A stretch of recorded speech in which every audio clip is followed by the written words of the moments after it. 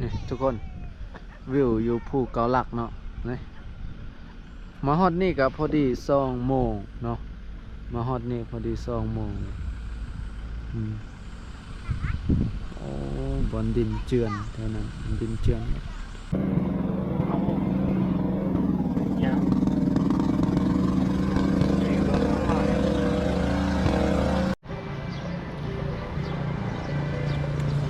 โอเคสบายดี สบายดีเนาะมื้อนี้พบกับเจอรี่พีเอ็กซ์เก่าน้องพี่น้องกับน้องสายเนาะLPB โอเคมื้อนี้เราจะเดินทางตั้งแต่นครหลวงเวียงจันทน์นครหลวงพะหวางเนาะว่าจะใส่เวลาเท่าไหร่ล่ะแล้วภาพบรรยากาศในระยะแคบทางเนาะซึ่งมันเป็นครั้งแรกที่เจอรี่จะเดินทาง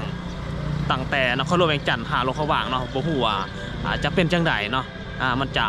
มีภาพบรรยากาศบนแหล่งท่องเที่ยวตามแคมทางมันจะเป็นจังไดเนาะเดี๋ยวใช้ท่านผู้ชมติดตามไปนำกันเนาะเบิ่งนำกันชมไปนำกันเลยเนาะเพราะว่ามื้อนี้เฮาก็สิเอารถจักรขึ้นไปนะเพราะว่าพิเศษเนาะเพราะว่าสิขี่รถจักรตั้งแต่นครหลวงไปจนฮอดหลวงพะหวางเลยเนี่ยเดี๋ยวนี้เฮาก็อยู่ในใจกลางนครหลวงเวียงจันทน์นี่อยู่ประตูใส่เนาะพี่น้องเนาะอยู่ประตูใส่นี่เลยเนาะเพราะว่าเขาปรับปรุงใหม่เนาะเขาปรับปรุงใหม่คือว่าแบบต้นใหม่ไม่ค่อยมีหลายแต่ก็เกี้ยงตุ๊ดเลยเนาะก็จะเอาเหตุอีกอย่างแต่ฟาเจอรี่กันยังโมทันไปเลาะไปลินจักมือเถื่อเนาะมาฮอดนครหลวงเวียงจันทน์นี่ก็เป็นมือแรกเนาะเป็นมือแรกเป็นตอนเช้ามือแรกที่เจอรี่ได้มาเห็นเนาะเจอรี่ก็จะได้เดินทางกับหลวงพะบางพ้นเลยเนาะเอาไว้ว่างอะไรจะคอยมาเล่นปีใหม่อยู่เวียงจันทน์เนี่ยเนาะมีแต่ติดตามบรรยากาศตามทางนำกันและตั้งแต่หลวงพะบางตั้งแต่นครหลวงนี่จนฮอดหลวงพะบางว่าสิใส่เวลาจักชั่วโมงติดตามไปนำกันทุกคนโอเคเดี๋ยวเราไปติดตามเบิ่งนำกันว่ามันจะดูเดือดสำใจว่าเส้นทางมันจะดีหรือว่ามันจะบ่ดีฮะนะเพราะว่ากะหลายคนเดินทางบางคนก็ไปทางภูคูนบางคนก็ไปทางภูเกาหลักฮะนะเดี๋ยวมื้อนี้เราจะไปทางภูเกาหลักเบิ่งเฮลแถวนั้นเนอะเพราะว่าหลายปีจะได้กับบ่ได้เมื่อทางนั้นโอ้สุดยอดเดี๋ยวเราไปสมนำกันได้เลยดูเดือดถ้าพ้องว่ามันจะดูเดือดเนาะโอเคเนาะโอเคเดี๋ยวไปเราจะไปกับรถจักรคุณนี่เลยเนาะรถจักรคันนี้โอเคโอเคไป let's go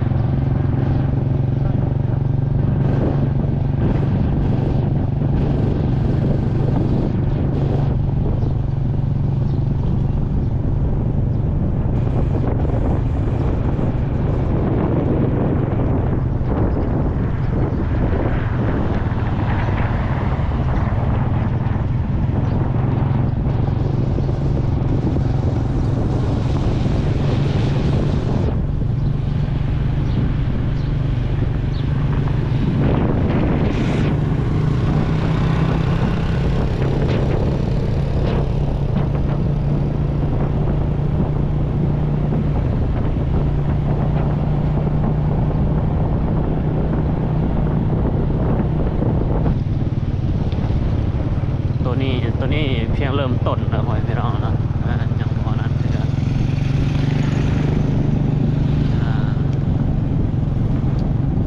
เส้นทางยังเริ่มต้นยังว่าแม่นของจริง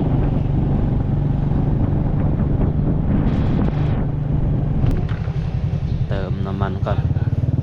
เดินทางเราต้องใส่น้ำมันก่อนนะ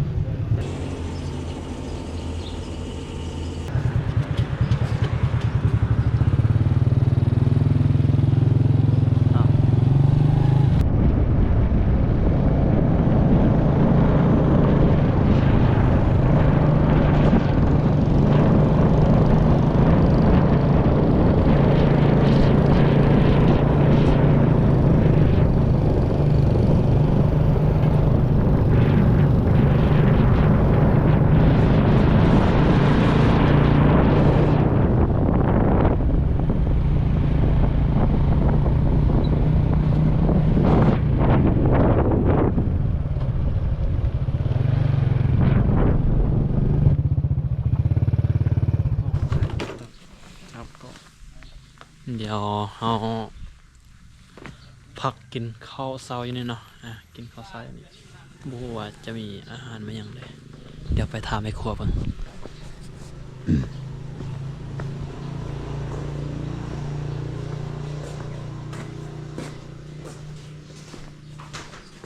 สวัสดีอาหารมันหยังได้เลย จะเปิดเปียกเหรอ ข้าวเปียกว่ะ ตรงนี้ตรงนั้น ประเภทเขาบ่มี เข้ายังไม่หูเลยก็มีนะช่วยน้อย มีแต่เอา เศร้า เส้นข้าวเปียกอ่ะพักกินข้าวอยู่บ้านหินเหิบเหนือโอ้ยเส้นทางแถวหินเหิบขึ้นมาในเมืองหินเหิบเมืองคนห้องนี่โคตรอันตราย แต่ทางหน้ามันอันตรายกว่านี่เดี๋ยวเราทากินนาข้าวเปียกหมูกรอบนะวิวรอบๆบรรยากาศรอบๆนี่ว่าไหนอาหารนะข้าเจ้าเนาะทีนี้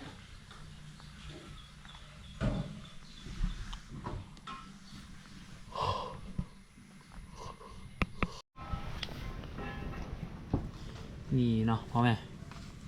พี่น้องเนาะตัวนี้เป็นนั่นเนาะข้าวเปียกหมูกรอบโอ้โหข้าวเปียกหมูกรอบเนาะพี่น้อง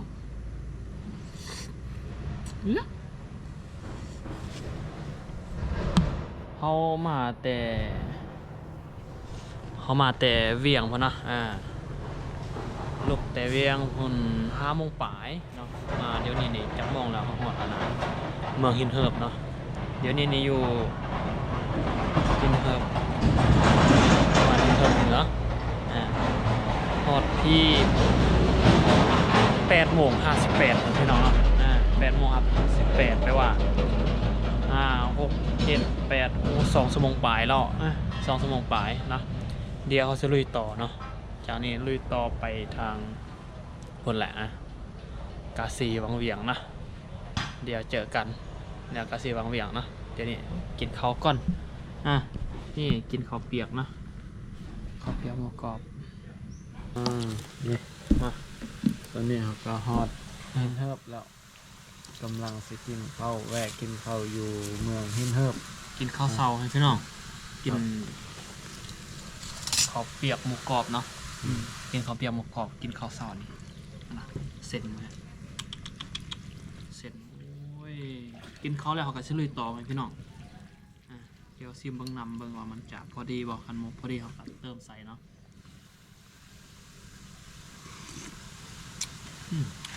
พอดีแซ่บ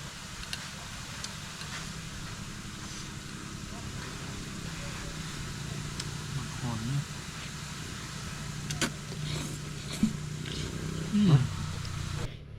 โอเคมาเดี๋ยวนี้เราก็กินข้าวแล้วนะพี่น้องเนาะกินข้าวแล้วเป็นที่เรียบร้อยแล้วบัดนี้นะยังที่จะลุยต่อเลยบัดนี้นะขี้ฝุ่นโคตรหลายนะตั้งแต่เมืองหินเหิบนี่ไปเขายังสิพานอันนั้นวังเวียงเมืองวังเวียงเมืองกาซี่อะไรจึงเป็นเสียงเงินจึงเป็นหลวงพระบางอย่าง3 เมืองแล้วเนาะโอ้โหอย่าง3 เมืองวังเวียงกาซีแล้วก็เสียงเงินเนาะอย่าง3 เมืองลุยฮอดพุ่นบ่กันจะขับที่บ่เนาะกะสิค่อยขี้ไปนั่นแหละน่าสิยังบ่ทันคำสิแรงโอเคเดี๋ยวติดตามไปนำกันมาพี่น้องมาลุยต่อไป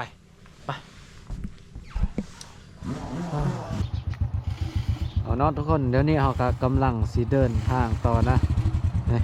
กำลังออกจากบ่อนกินข้าวนี่ก็สิเดินทางมุ่งหน้าสู่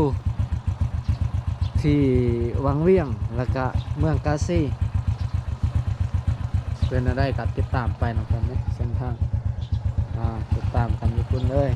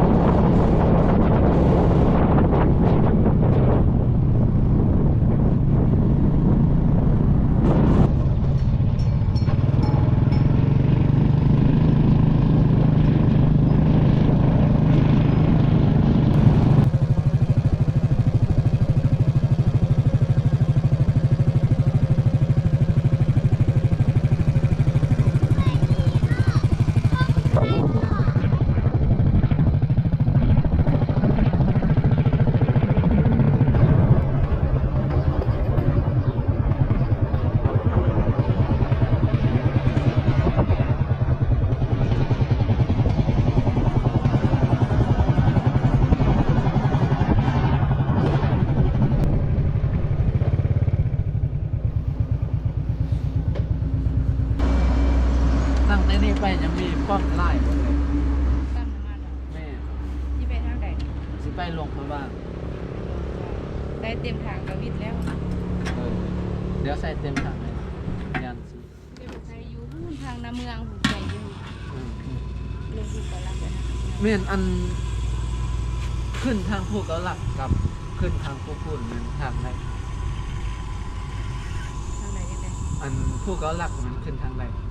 ไปอีกประมาณลักหนึ่งมันจะมี3 แยกใหญ่ อ๋อ ๆ2 แยก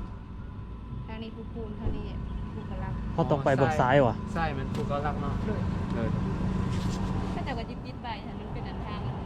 เสียยากเนี่ย อ๋อ เราไปวิทย์ภูหลวงลงไปแล้วมันจะไปเจอน้ำเมืองแล้วมันจะมีแยกอีกแยกนั้นเราไปใส่ยาแยกนึงเราไปหลวงพระบาง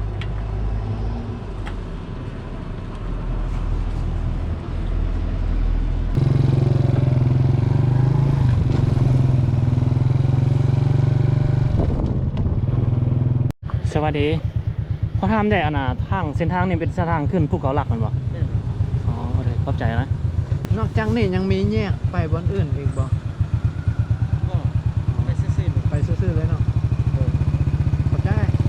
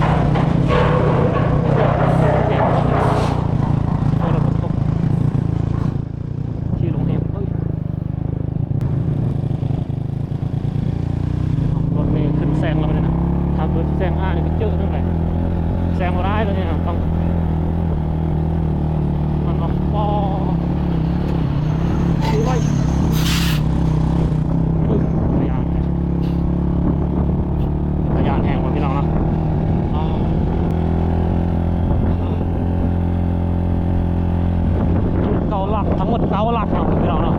ความสูงนะตัวนี้ฮะรถบักไก่เนี่ยนะเขาบอกกาไปนะว่ามันสูงเกินนะมันสูงเกินมันเอวรอบนี้นะฝนตกฝนลื่นนะ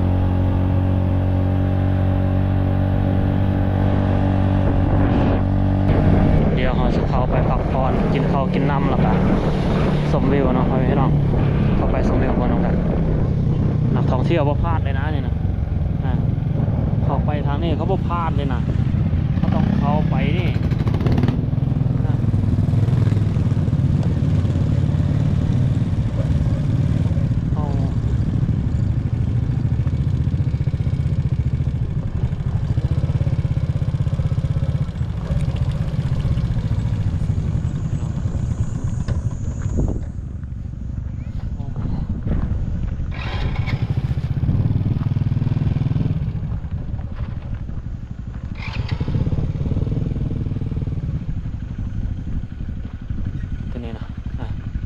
เขาเขียนว่าภูเกาลักเนาะฮอดแล้วจุดชมวิวภูเกาลักเนาะพี่น้องไปชมค่าจนลอยเลยขึ้นมานี่ค่าจนลอยเลยพี่น้องเนาะมันมักเจือนเนาะเวลาฝนตกมันมักเจือนตัวนี้นะเจือนไหลพุ่นคือทงนาพุ่นนะอยู่ลุมพุ่นโอ้โคตรอันตราย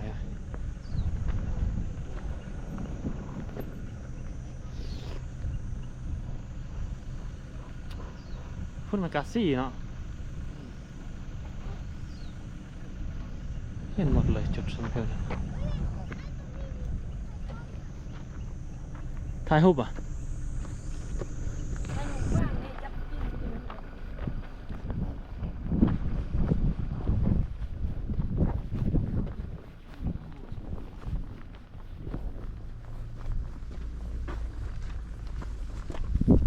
สบายดีภูหลวง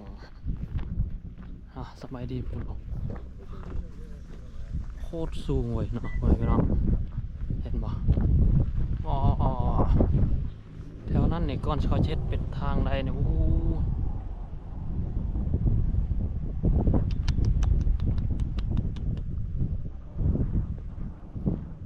อยู่เทิงมันจะมีห้านกาแฟเนาะเป็นห้านนั้น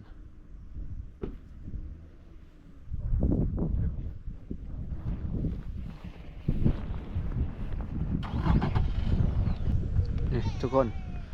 วิวอยู่ภูเกาลักเนาะนี่มาฮอดนี่ก็พอดี2 โมงเนาะมาฮอดนี่พอดี2 โมงโอ้บอนดินเจือนเท่านั้นดินเจือนจะเฮ็ดทางขึ้นนี่เติมอีกเนาะวิวสูงสุดสุดยอดเลยทุกคนเรากำลังสิไปกินข้าวถ่ายรูปแล้วไปกินข้าวฮอดนี่พอดี2 โมง 3 โมงยังโอ้ง่ายแต่น่ะ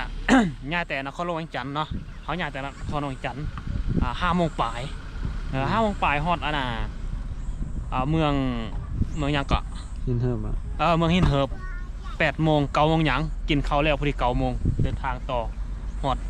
ภูเกาลักนี่พอดี3 โมงยัง3 โมงยังแล้วมีแต่เขาไปกินข้าวก่อนอยากเขาเนาะว่าไปซิมเบิ่งอาหารเขาเจ้ามีย่างแดดเนาะเขาเจ้าขายมีย่างแดดอยู่ไหนเนาะเดี๋ยวเอาไปกินข้าวนำกันไปลูกเขาต้องง่ายไปพุ่นหรอป้าง่ายไปพุ่นไปไกลมาคือว่าบ่พลาดเลยอยู่นี่เนาะไปพี่น้องบ่ให้พลาดเลย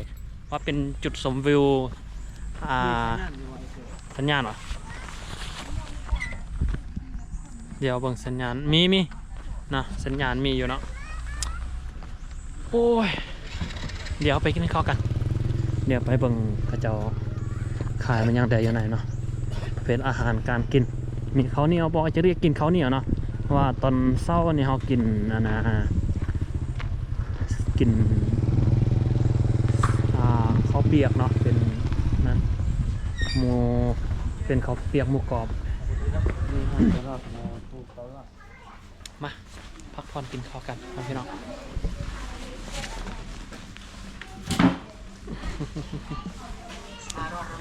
กินข้าวเหนียวมื้อนี้นะ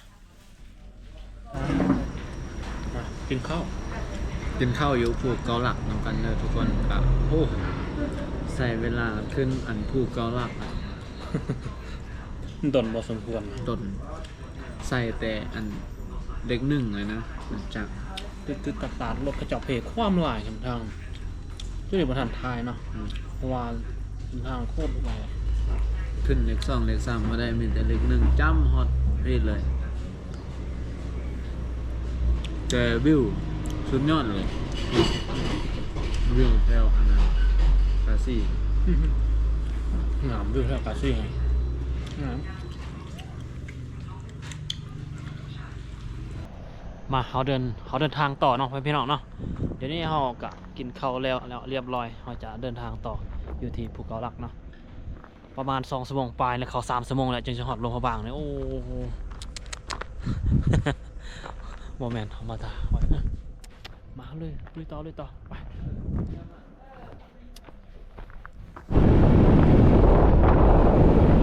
เริ่มลงจากภูแล้วพี่น้องเนาะเอาสิลงจากภูเนื่องจากเราขึ้นมาได้แล้วเดี๋ยวฮอดเดินทางมาจากรถเราไปพี่น้อง เพชรหาดยักษ์ อยากกินเรียงแล้วนะเป็นฝ่ายทหารส่งวิวไปพี่น้องนะเวลาเขาลงเบื้องนี่นะจะลงส่งวิววิวโคตรงามเนาะ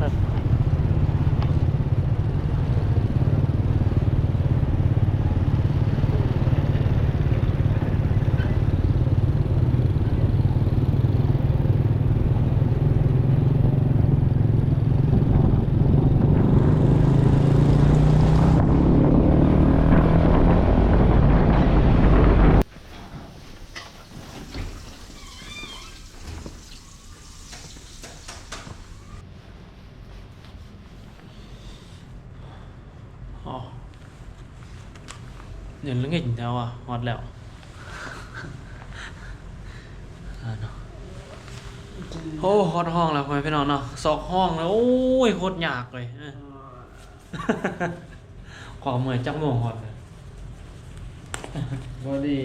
7 โมงยัง 7 โมงยังบ่โคตรเลยเนาะก่อนสิ 7 โมงยังฮะ ก่อนสิซอกห้องได้ว่าแม่นของธรรมดาเลย มันเป็นช่วงไฮเซสชั่นหรือว่าเป็นช่วงนักท่องเที่ยวเข้ามาเที่ยวลงพระวางไร่นะ นักท่องเที่ยวโคตรหลายเนาะ อีกอย่างถ้ามันมีโรงแรมก็ค่อนข้างราคาสูงราคาแพงใช่ไหม ตัวนี้แต่เป็นห้องธรรมดา ห้องเตียงเดียวเนาะ ชิว โอ้สุดยอดเลยสำหรับมื้อนี้เนาะโอ้ความเมื่อย แอลจนสิหักก้นเจ็บหมด ๆ การ ก็กี่ฝุ่น โอ้รวมน่าจะเป็นครั้งสุดท้ายเนาะที่ น่าจะเป็นครั้งสุดท้ายในการเดินทางเป็นรถจักรเวียงจันทร์หาหลวงพระบาง ยอมละ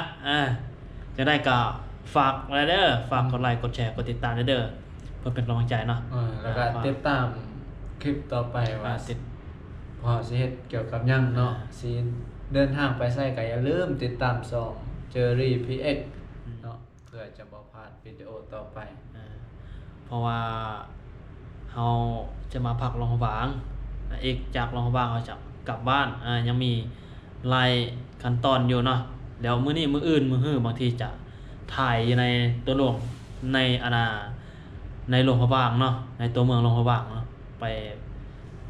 เลาะเบิ่งว่ามันยังจะคือเก่าบ่เพราะว่าก็โดนเติบบ่ได้อยู่หลวงพระบางเนาะเดี๋ยวพบกันในคลิปต่อไปถ้าใครอยากเบิ่งอยากสมอยู่ในหลวงพระบางเนาะอย่าลืมกดไลค์กดแชร์กดติดตามเนาะเพื่อบ่ให้พลาด เดี๋ยวมื้ออื่นเราสิไปตลาดเช้า มื้ออื่นไปตลาดเช้าแล้วก็ตลาดมืดเนาะ ครับตอนแรกไปตลาดมืด โอเคเนาะเดี๋ยวเฮาพอกันในคลิปต่อไปมาพี่น้องเดี๋ยวคลิปนี้ขอปิดเพียงเท่านี้อาบน้ำนอนพักผ่อน โอเคบาย